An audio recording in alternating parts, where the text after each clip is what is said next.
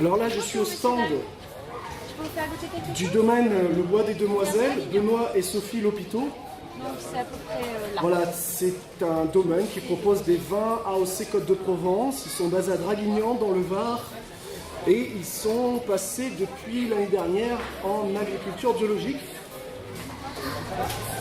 Et donc, je vais faire une petite dégustation. Et là, je suis en train de me délecter du vin blanc, la cuvée des amis. Et donc, nous sommes sur un cépage appelé le Roll. Tu parlais de Vermillon. Non, Vermentino. Vermentino. C'est quoi? C'est un... C'est le nom du cépage.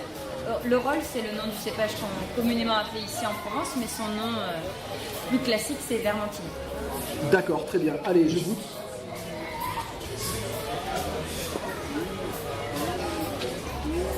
Et pourquoi le choix de ce cépage? Est-ce que ce sont des vignes que vous avez récupérées qui étaient comme ça, ou est-ce que c'est vous qui l'avez planté? Non, on ne l'a pas planté, c'était déjà sur l'exploitation. C'était déjà en place sur l'exploitation. Après, le Roll, c'est un des cépages principaux de l'appellation Côte de Provence. Donc, beaucoup des blancs Côte de Provence contiennent du Roll comme cépage. Voilà donc, pour le petit clin d'œil, à découvrir ces vins blancs de Provence. La Provence est particulièrement très connue pour son rosé, qui est excellent, il faut le dire, c'est rosé. Et du coup, le rosé de Provence, et notamment les rosés du Var, ont tendance à faire de l'ombre aux autres couleurs, mais en effet, les autres couleurs sont aussi à découvrir, et ce blanc est particulièrement beau.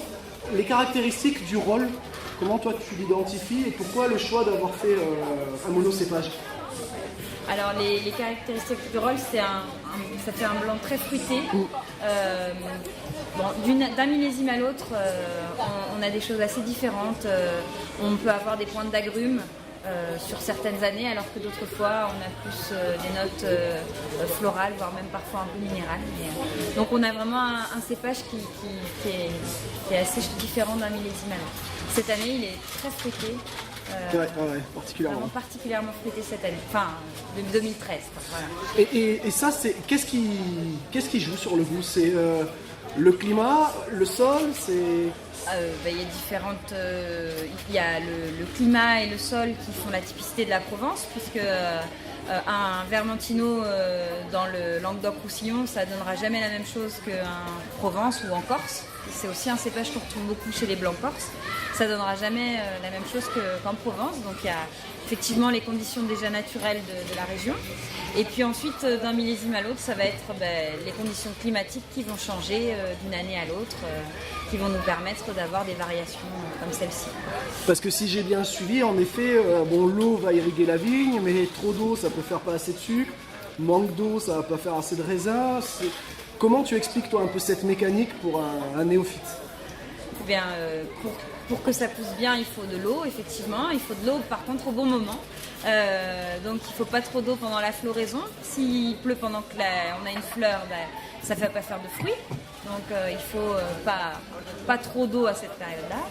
Ensuite, il faut aussi de l'eau un peu pour que le raisin grossisse, puisque pour que les raisins grossissent, il faut aussi qu'ils prélèvent de l'eau. Donc, on a besoin qu'il y ait de l'eau en sous-sol pour ça. Donc une année trop sèche en hiver, s'il n'y a pas de bonnes pluies en hiver qui vont remettre de l'eau en sous-sol, on n'aura pas forcément un gros grossissement des raisins. Oui, parce que la vigne... Oui, vas-y, je t'en prie. Et de la pluie aussi, on dit toujours que les pluies d'orage d'août sont des bonnes pluies puisqu'elles permettent de bien faire grossir le raisin. Oui, parce qu'en effet, la vigne, c'est une culture qui n'est absolument pas irriguée par l'exploitant. Pas les Côtes de Provence, non, on n'a pas le droit d'irriguer nos vignes, de mettre de l'eau. En tout cas, jusqu'à maintenant, on n'a pas le droit. Parce que ça existe ailleurs, l'irrigation des vignes. Il y a des programmes de recherche, effectivement, pour irriguer, c'est de la micro-irrigation, pour irriguer les vignes. Notamment aussi, ça existe en vin de table, en raisin de table. Le raisin qu'on mange comme ça, souvent, il est irrigué aussi, pour avoir des raisins assez gros pour pouvoir les manger. D'accord. Eh bien, on va passer... qu'est-ce que tu me proposes après ce bon blanc, la cuvée des amis, donc avec un cépage Roll? Soit tu peux goûter les rosés, on va passer aux rosés, sinon on peut goûter aussi les rouges directement si tu as pas envie de goûter les rouges. Ça dépend. Ah non, je veux bien possible. goûter les rosés. Tout est possible. Allez, on va faire le grand chelem. Avec l'enjeu de l'animateur, c'est à jeun d'avoir assez de fantaisie pour animer, pour faire rire, mais une fois les dégustations passées, avoir assez de sang-froid et d'équilibre pour ne pas trop dire de bêtises. Donc bon, vous avez compris, hein, c'est l'heure de vous rapprocher des stands, soit là où je suis, le Bois des Demoiselles, soit évidemment les deux autres stands qui sont aussi excellents, mais celui des Trois Communes, sur lequel je me rendrai tout à l'heure, et le domaine de la Mercadine, que j'irai aussi visiter. Vous avez vraiment la chance d'avoir 3 domaines éco-coopératifs qui font des produits excellents en vin. Et je vous invite à les découvrir et à panacher vos achats parce que vous allez vous régaler. Alors, qu'est-ce que tu vas me faire goûter maintenant? Eh bien, on va faire goûter la cuvée des sels, qui est un assemblage de grenache et mourvèdre, qui est un peu de Provence. Oui, le mourvèdre, c'est particulier à la Provence. Oui, tout à fait. C'est un cépage de l'arc méditerranéen, également, un peu comme le rôle. Voilà, contrairement au grenache qu'on retrouve beaucoup plus fréquemment. On peut retrouver plus haut, tout à fait. Ça s'adapte bien dans les Côtes-du-Rhône. Et donc là, par exemple, cet assemblage, pourquoi justement ce mix? À peu près à quel taux et pourquoi pas le monocépage? Alors, pas de monocépage parce qu'en Côte-de-Provence, on ne peut pas faire de monocépage sur les rosés et les rouges. Donc c'est obligatoirement des vins issus d'assemblage. Et pourquoi cet assemblage? Là, c'est un choix du vigneron d'avoir plusieurs cuvées et donc de laisser les cépages de manière différente en fonction de ce que vous plaisez. Et justement, avec Benoît, donc Sophie et Benoît, pourquoi là, sur cette cuvée des amis, vous avez choisi cet assemblage-là? Qu'est-ce que vous allez rechercher? Quand vous faites un assemblage, quelles sont les questions que vous vous posez, les enjeux que vous vous fixez? On a 2 cuvées sur les côtes de Provence en rosé. Ce qu'on cherche, c'est que ce soit vraiment différent. On cherche qu'il y ait une vraie différence de goût. La cuvée des sels, qui est notre haut de gamme, on cherche à ce qu'il soit plus fin et élégant. Et la cuvée des amis, plus facile à boire, un vin plus de tous les jours. Et ça, vous le jouez sur le cépage? On joue dans les vignes, puisqu'on fait déjà une différence entre les rouges et les rosés. On va garder les vieilles vignes pour faire les rouges, les vignes un peu plus jeunes pour faire les rosés. Et puis ça se joue en cave au moment des assemblages, au moment de la vendange, et puis l'assemblage final au moment où les vins sont terminés. Allez, on va goûter ça. Donc là, on commence par la cuvée des sels, la cuvée haut de gamme. Allez-y, monsieur. Juste là, sur le stand de la Chambre d'agriculture, à ma main droite. D'accord, merci. Avec grand plaisir. Merci, Sophie. Après, tu veux tout goûter ou tu veux continuer après sur les autres stands de vin? On peut faire le tour et je goûterai aussi sur les autres stands. Donc tu m'en sers très peu. Pardon, mais tu vides. Donc ça, c'est plus fin. Ça, c'est une cuvée. Donc la cuvée des sels, c'est quelque chose. C'est un rosé plus fin, plus élégant, qui va avoir une bonne longueur en bouche. Ah, en effet. Alors, le premier goût qui me vient comme ça, bon, je ne suis pas du tout un professionnel du vin, mais c'est un goût de caramel qui est assez à la fois surprenant et excellent. Est-ce que tu confirmes? Est-ce que tu as ce même goût ou toi tu sens quoi comme goût? C'est pas forcément caramel qui vient. Tiens, viens ici que j'ai le micro. Pardon, vas-y. Vas-y. Pardon. Mais effectivement, c'est un vin qui n'a pas le goût forcément agrume qu'on retrouve souvent sur les côtes de Provence. Ça, on va plus l'avoir sur l'autre. Là, on a plus un vin à boire en mangeant, qui a du caractère et qui va avoir une bonne longueur. Ouais, c'est impressionnant comme il reste en bouche. Et je trouve que c'est marrant parce qu'il est... J'aurais envie de dire, ouais, en effet, un vin léger, fruité et très gourmand par cette petite touche que moi je nomme caramel. C'est peut-être pas le terme exact, mais...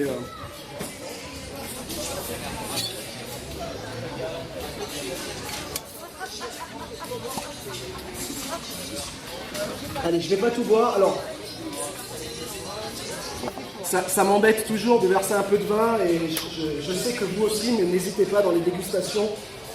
On n'est pas là forcément pour finir le verre, on peut même recracher parce que le vin, ça peut aussi tourner la tête, c'est agréable, mais il faut savoir le maîtriser.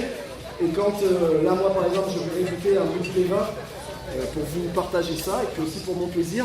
Et étant donné qu'il y a 3 domaines aujourd'hui, je ne peux absolument pas me permettre de boire tous les verres, donc n'hésitez pas quand vous êtes avec des vignerons ou même chez des cavistes, etc., de demander le crachoir pour recracher ou alors de vider ce qui vous reste dans le verre.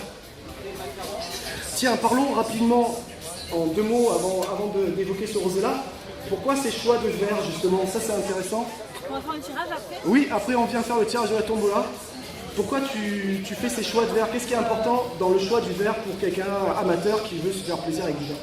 Bon, là, ce sont les verres de l'interprofession. Donc, ce sont des verres assez larges, qui sont plus larges à la base qu'à la sortie. Ça permet de vraiment permettre de bien aérer son verre et puis que les arômes remontent et de remontent comme une cheminée en fait. Ça fait un peu cheminée et donc de bien sentir. En même temps, ça aère et en même temps, on peut bien sentir. Après, il y a les verres INAO qui sont très bien aussi, mais je trouve qu'il y a une vraie différence avec ceux-ci qui sont plus larges et au niveau de l'aération. Et après, c'est un choix aussi. Je trouve que quand on goûte ou quand on fait des dégustations, c'est mieux d'avoir un beau verre voilà, pour mieux déguster. Ouais, la beauté, en effet, l'élégance des outils fait partie aussi du charme. Je suis tellement d'accord. Une question aussi, c'est un vin rouge, on l'aère avant de le boire, et un rosé, un blanc.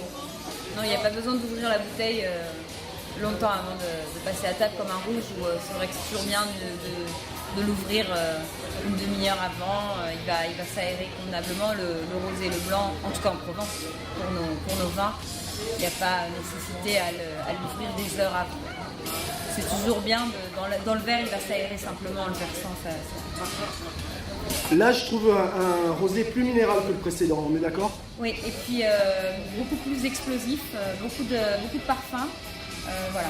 Il est plus court en bouche que le premier, mais il est très explosif. Voilà, tu te décris beaucoup mieux que moi.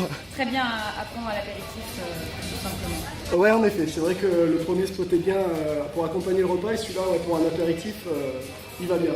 Allez, je vais goûter un rouge, ouais. Et je passerai au tirage de la tombola, puisque je suis attendu pour cette échéance. Qui va gagner le prochain tirage de la tombola avec le panier garni offert par la Chambre d'agriculture du Var et les producteurs ici présents. Donc là, qu'est-ce que tu me fais goûter? Alors, je vais juste préciser que les blancs et les rosés, c'est des vins qui sont à boire en Provence, des vins à boire dans l'année. Donc en ce moment, on boit le 2013. Pour les rouges, c'est un petit peu différent. Les rouges, on peut les faire vieillir un petit peu. Donc là, on boit du millésime 2011. Et c'est la cuvée des Amis, qui est un assemblage de Grenache et Mourvèdre. Ça fait un rouge très fruité, bien pour l'été, justement, parce qu'on peut le boire légèrement plus frais. Et puis on peut le servir également à l'apéritif pour ceux encore qui n'aimeraient pas le rosé. Et voilà, donc là on a vraiment un rouge parfumé qui sent bon le soleil.